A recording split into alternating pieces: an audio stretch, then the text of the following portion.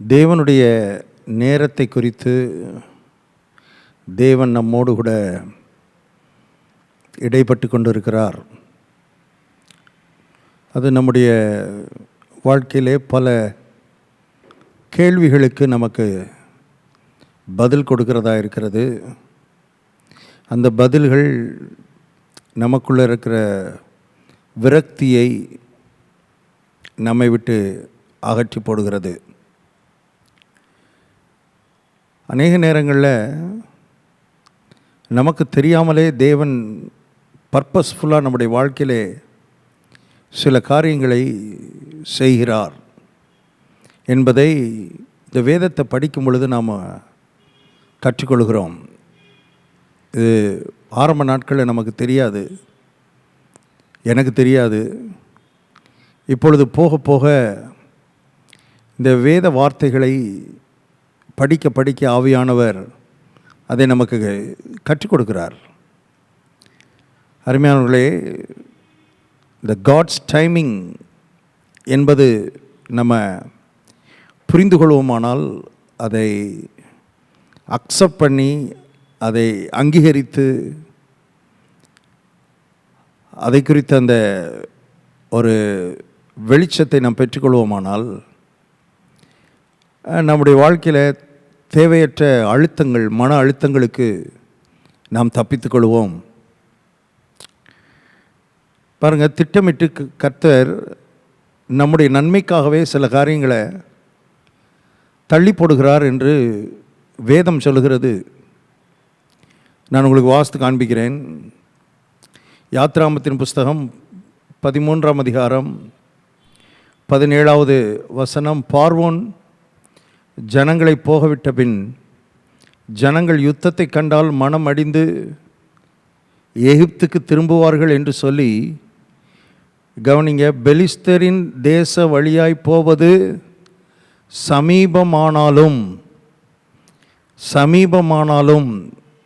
பெலிஸ்தரின் தேச வழியாக போனால் சீக்கிரம் போயிடலாம், வேகமாக போயிடலாம்.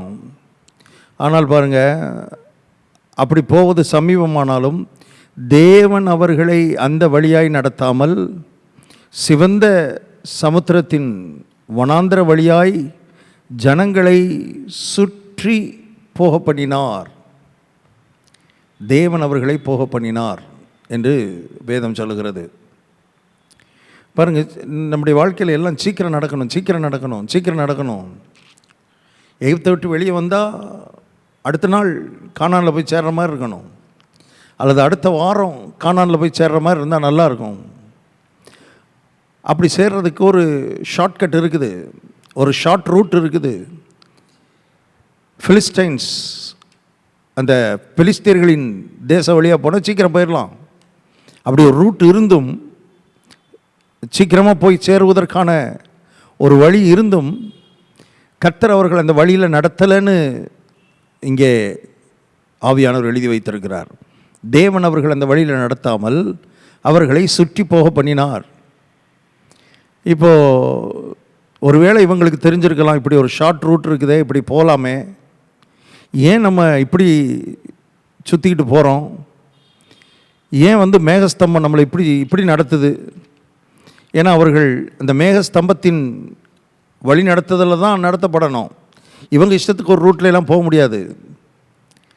பாருங்கள், கர்த்தர் மேகஸ்தம்பத்தின் வழியாக இவர்களை நடத்தி கொண்டிருந்தார்.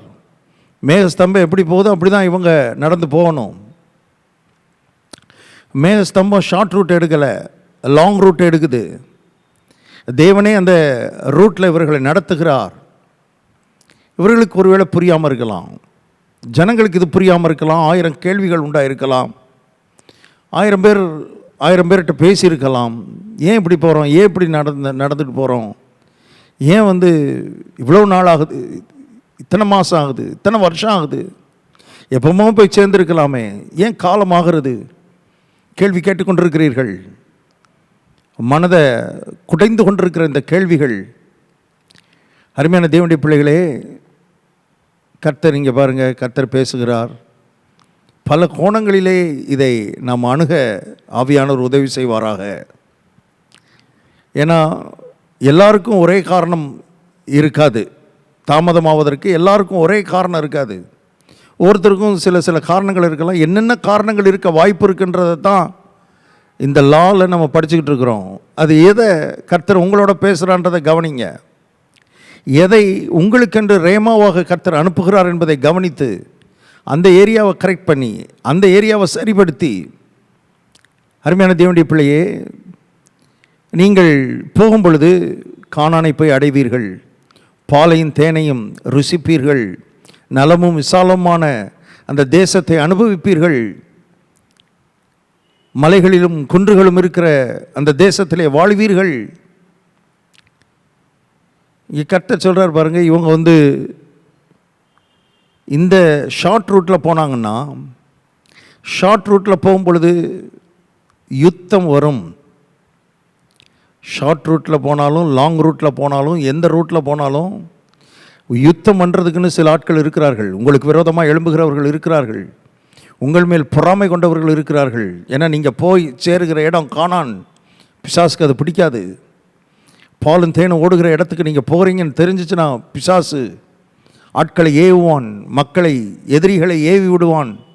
அவனே டைரெக்டாக வருவான், பல விதங்களில் உங்களை போராடுவான். அங்கே கர்த்தர் பேசுகிறார் பாருங்க, இவர்கள் யுத்தங்களை கண்டால், யுத்தத்தை பார்த்துட்டாங்கன்னா இவங்க மனம் அடிஞ்சிருவாங்க. ஏன்? இவங்களுக்கு யுத்தத்தில் பழக்கம் இல்லை.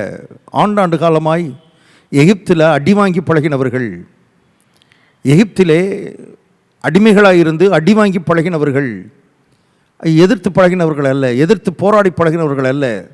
எதிர்த்து யுத்தம் பண்ண முடியாதுங்க, வாய் திறக்க முடியாது, குனிஞ்சதால் நிமிர முடியாது, அடிச்சிருவான், கொன்றுவான்.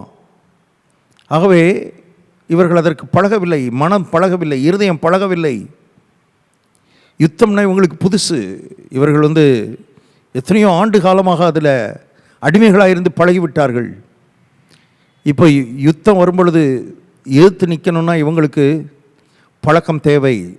பழக்கம் தேவைன்னா நாள், அதற்கென்று நேரம் தேவை, காலம் தேவை. கர்த்தர் எவ்வளோ ஞானமாக காரியங்களை செய்கிறார் பாருங்கள். இவர்கள் வெற்றி பெறணும், இவர்கள் ஜெயிக்கணும்னா அருமையானவர்களே, கொஞ்சமாகிலும் யுத்தத்தை பழகணும். அதுக்கு நாள் ஆகணும். இவன் ஷார்ட் ரூட்டில் போய் எவனாவது யுத்தத்துக்கு வந்தான்னா பின்னால் திரும்பி பார்க்கும்போது கண்ணுக்கு எகிப்து தெரிஞ்சால் ஓடிடுவான், பின்னால் ஓடிடுவான், அந்த பின்னான தோல்வியின் வாழ்க்கைக்குள்ளே ஓடிடுவான். கவனியுங்கள், கர்த்தர் நேற்று பேசினதை மறுபடி பேச விரும்புகிறார். பின்னானவைகளை மறக்கிறதுக்கு முன்னாலேயே பின்னானதுக்கு ஓடிடுவான். இவனை பின்னானதை மறக்க வைக்கணும், எகிப்தை மறக்க வைக்கணும், எகிப்தின் அடிமைத்தனத்தை மறக்க வைக்கணும். அருமையான தேவனுடைய பிள்ளை, எகிப்தின் தோல்வியை மறக்க வைக்கணும், எகிப்தின் தரித்திரத்தை மறக்க வைக்கணும். இதெல்லாம் மறந்தால் தான் ஒரு புதிய யுத்தத்திலே புதிய வெற்றி, புதிய ஜெயம், புதிய பாதை, புதிய தேசம், புதிய சுதந்திரம். இந்த புதிய காரியங்களுக்கு போகணுன்னா அதை மறக்கணும்னா இவனுக்கு நாள் ஆகும்.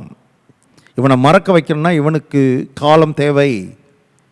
இது அவங்களுக்கு தெரியாது, கர்த்தருக்கு தெரியும். அவங்கள நீங்கள் இப்படியே போய் சேருங்கப்பா, ஏதாவது ஒரு ரூட்டை எடுத்துக்கிட்டு நீங்களே போயிடுங்க அப்படின்னா கண்டிப்பாக அந்த பெலிஸ்தீன் தேச வழியாக ஷார்ட் ரூட் எடுத்து சீக்கிரமாக போய் சேர்ந்துருப்பான். சீக்கிரமாக போய் சேர்ந்துருந்தானா அழிந்திருப்பான். கவனிக்கும்படி விரும்புகிறேன், அழிந்திருப்பான்.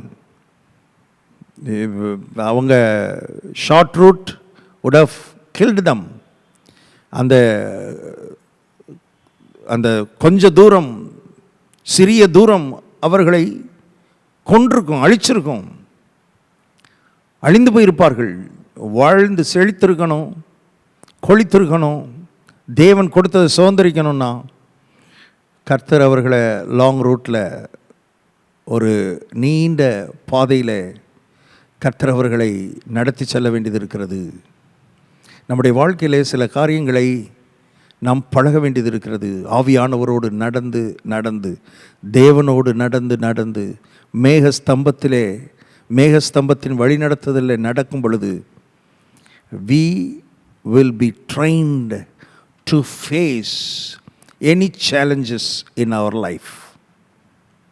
இதுக்கு தான் சிலருக்கு கர்த்தர் நேரம் எடுக்கிறார் என்பதை உங்களுக்கு ஞாபகப்படுத்துகிறேன். இதுக்கு தான் காலம் நமக்கு தேவை. எல்லாம் டக்கு டக்கு டக்கு டக்குன்னு நடந்து கானானுக்கு போயிட்டா அருமையாலே அங்கே இருக்கிற கானானியன், ஏத்தியன், எமோரியன்லாம் உள்ளேயே கால் வைக்க விட மாட்டான். அடித்து நொறுக்கி எல்லாரையும் கொன்று எரிச்சிருப்பான்.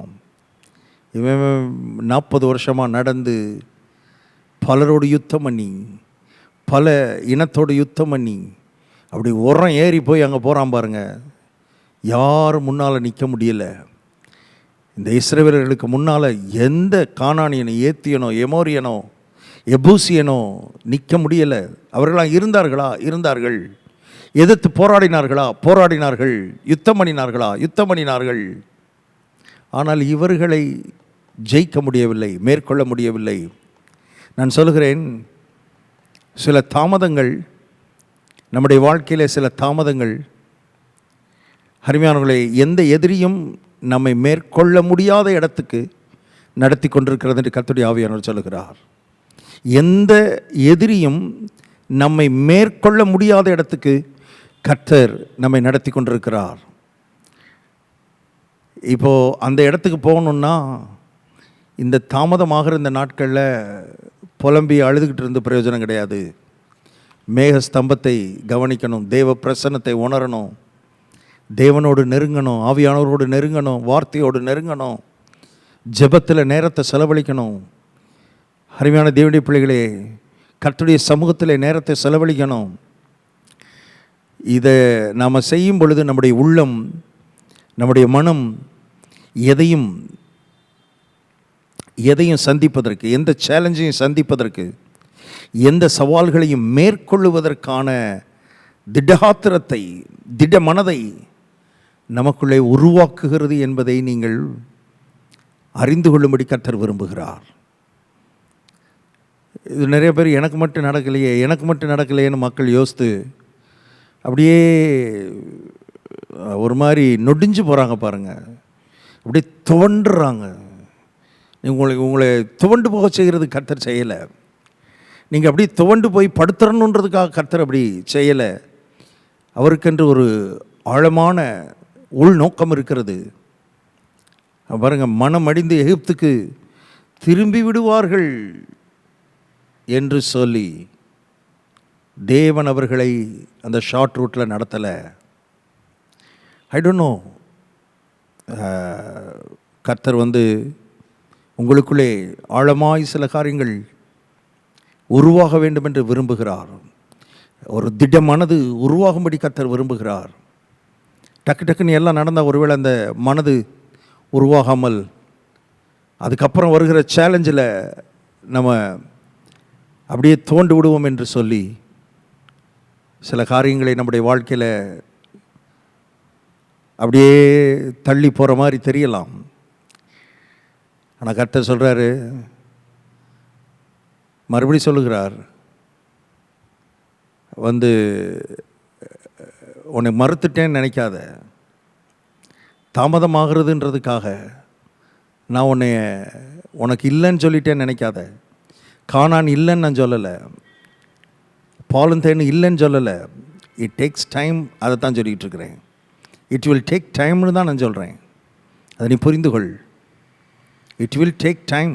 அதான் அதுக்கு காரணம், கர்த்தர் ஏதோ அவருக்கு பிடிக்கலை அல்லது அவர் ஏதோ இது பண்ணுறாரு. இல்லை, நமக்குள்ளே உருவாக வேண்டிய சில காரியங்கள் உருவாகணும். எல்லாம் நமக்காகவே நடக்கிறது, நம்முடைய வாழ்க்கைக்காகவே நடக்கிறது, நம்முடைய நன்மைக்காகவே நடக்கிறது என்பதை நாம் புரிந்து கொள்ளும் பொழுது கர்த்தர் மேலே அன்பு பெருகும், கர்த்தர் மேலே பாசம் பெருகும். நமக்காக இரத்தத்தை சிந்தி ஜீவனை கொடுத்தவர், அருமையாலே அதை கொடுக்காமல் எப்படி போவார்? தம்முடைய சொந்த குமாரன் என்று பாராமல் அவரையே நமக்காக அர்ப்பணித்தவர், அவரையே நமக்காக ஒப்பு கொடுத்தவர், அவரோட கூட மற்ற எல்லாவற்றையும் அருளாதிருப்பது எப்படி? பட் காட்ஸ் டைமிங்னு ஒன்று வைத்திருக்கிறார். அந்த காட்ஸ் டைமிங்காக நம்ம விசுவாசத்தோடு, நம்பிக்கையோடு, உறுதியோடு காத்திருப்போம். கர்த்தர் பெரிய காரியங்களை உங்கள் வாழ்க்கையில் செய்வார். ஜெபிப்போம். நல்ல பிதாவே, நாங்கள் உம்மை துதிக்கிறோம். உம்முடைய வார்த்தைகளை உம்முடைய பிள்ளைகளோடு கூட நீர் பேசி கொண்டிருக்கிறதுக்காக ஸ்தோத்திரம். உற்சாகப்படுத்துகிறதுக்காக, ஊக்கப்படுத்துகிறதுக்காக, தூக்கி விடுகிறதுக்காக நாங்கள் உம்மை துதிக்கிறோம். துவண்டு போய் படுத்து கிடக்கிற மக்களை நீர் தட்டி எழுப்புங்க ஆண்டவரே. கானான் இருக்கிறது, கானான் இருக்கிறது, கானான் எங்களுக்காகவே இருக்கிறது. நிச்சயமாக அதில் போய் சேருவோம். It may take time. அது ஒருவேளை நாளாகலாம், தாமதமாகலாம், ஆனால் நிச்சயம் நிச்சயம் அதை போய் சந்திப்போம் என்கிற, இவர்களுக்கென்று வைத்திருக்கிற அந்த ஆசீர்வாதத்தை சந்திப்போம், அந்த நன்மையை சந்திப்போம், அந்த தெய்வீக திட்டத்தை சந்திப்போம் என்கிற ஒரு உறுதி இந்த நாட்களில் உண்டாகட்டும். நீர் அதை கொடுக்கிறதுக்காக உமக்கு ஸ்தோத்திரம். இயேசு கிறிஸ்துவின் நாமத்தில் ஜெபிக்கிறோம் பிதாவே. ஆமேன், ஆமேன். God bless you. Jesus loves you.